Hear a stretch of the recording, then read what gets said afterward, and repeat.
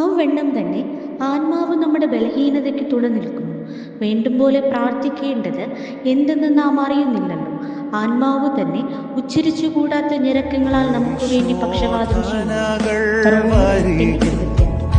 മനം പതറാതാശ്രയിച്ചിടുകിൽ ബലഹീനതയിൽ കവിയും കൃപമതിയെന്നാശ്രയിച്ചിടുകിൽ വിരവിൽ വീണകൾ തീരും സകലവും ശുഭമാ. വിരവിൽ വീണകൾ തീരും സകലവും ശുഭമാ.